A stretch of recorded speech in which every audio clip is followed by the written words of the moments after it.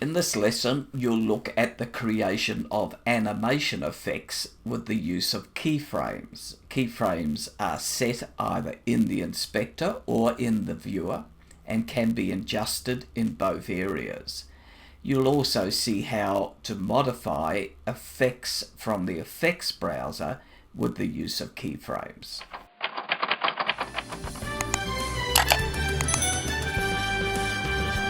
Keyframes give us the opportunity to manipulate a clip and change it over time. For this exercise, we're going to change the size of the clip in various locations within the clip to keep track of the moving boat. So if we look at this clip here, you can see the boat is moving all over the screen. What we're going to do is to try and focus on the boat itself rather than on the scene around the boat. If you want to follow on and do this yourself, then you can use clip 51 from the Sydney Harbour Clips folder. For the exercise, the first thing we need to do is to create a new project, and we'll just call that project test, and it's in our test event. We're going to import our clip. We can import that with the E key, which brings the clip into the timeline. If we want to see more of the clip, we're now going to use the Shift Z key, which brings the clip into the full view in the timeline. Fit to screen, if you like. So what we've done is we've set the screen at 25%. so that we can see the outer edges of the frame and the blue dot. You'll see why this is done in a moment. So let's take the playhead to the beginning of the clip. We could also use the home key to do that, or the end key to the end of the clip. So let's go home. We're going to mark a keyframe, and that's this little dot here. So by clicking on the keyframe, and that is set that frame as what it is at the moment. So we're starting at a wide angle, if you like, and as we move through this clip now, we'll see that the boat moves slightly to the top of the frame. So what we're going to do is we're going to select on one of these blue dots, and we're going to increase the size of the frame so that we can see more of the boat, and then drag it to the center of the frame.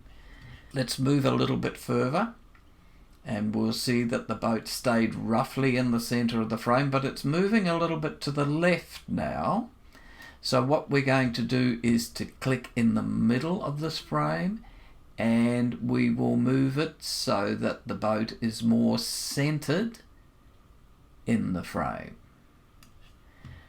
You'll see the red arrows here are indicating the movements that we've made. Now let's move the playhead a little bit further, and we'll see that the boat's gone to the edge of the frame. Now we can't recover that because there's nothing there to recover. What we could do if we wanted to is reduce the size again so we can see more of the outside, and increase the size so we've zoomed in more, and bring the boat into the center of the frame.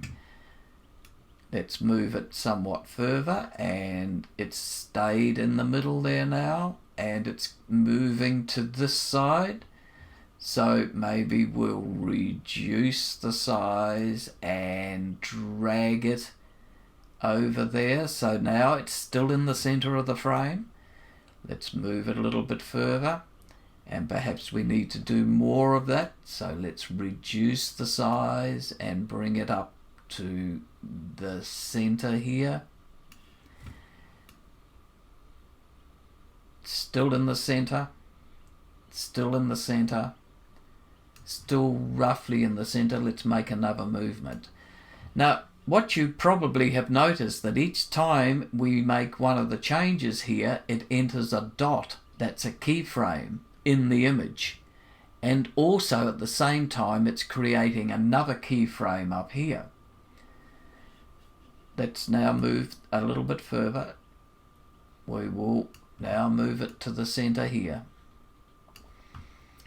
and we will finish it with a keyframe at the center there. What we'll notice at the top here is, because we've been entering keyframes, there is a blue arrow pointing left and only a white arrow pointing right, because there are keyframes hidden here, but there are none after this point. Each time we press this blue arrow, we move to the previous keyframe location.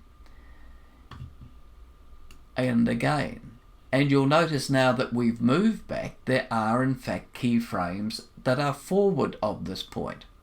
And all of this is reproduced over here under the transform in the inspector. And if we bring this down here, we can see the previous keyframe option, the next keyframe option, which are these two here. There's the previous, there's the next. We can delete an individual keyframe if we want to. And we can reset it. So let's not just reset it yet. We could remove one of the keyframes that we don't like, as you've seen. Or we can simply grab one of the keyframes. Let's increase the size a little so we can see what we're doing a bit more. But you can see these keyframes that are put in here. We can now move those manually to adjust the image. Let's play it and see what we get.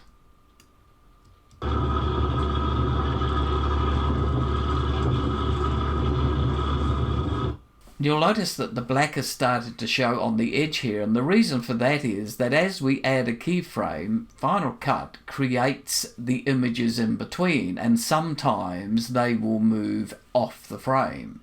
So we can now move that by clicking in the image itself and moving the image so that we've hidden that black mark. Not quite, so let's move it again. And it's still there. And no longer. Let's play it back.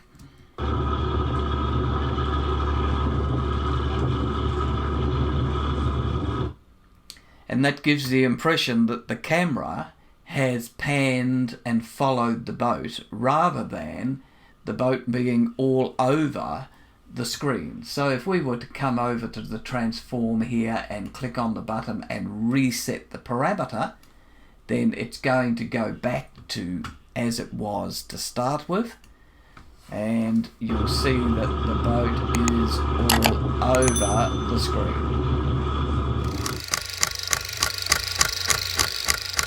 Now let's look at using keyframes in the inspector. And to do this, I'm going to select in the titles effects an effect called stamp. And what I've done here is I've typed in the word stamp while we're looking at all the titles, and that has filtered out and shown the stamp effect. What we're going to do with this is simply drag it and drop it into the timeline. We'll give it a little bit extra length. And that's the beginning or the first frame of the stamp. If we look over here in the inspector, we can see that these are the parameters for this. And there are a number of things that we can change. And if we look here, we can see that they can be keyframed. So let's look at color as our first objective. If we're selected on the first frame as we are, and we click the keyframe marker here for blue, and then move the playhead halfway down or to any location that you like, further down, so move it in time from where you set the first keyframe to a new time point, then change the color. And to change the color, we can simply click on the blue, and here we have our color selection, and let's make it a mauvey color. We can then move the playhead further down in time and select another color. Now you'll see that the color has changed here, and it's changed here. And you'll see that each time we selected a new color, we got a new keyframe here. See there that when you hover over a keyframe, you can delete it. Next to the keyframe, you'll see that there is a blue arrow pointing left and no blue arrows pointing right. This is indicating that we have a keyframe to the left of this position. If we click that point, it will take us to the mauve color, and then we have a keyframe pointing to the right and a keyframe arrow pointing to the left, because on the right we have the red and on the left we have the original blue.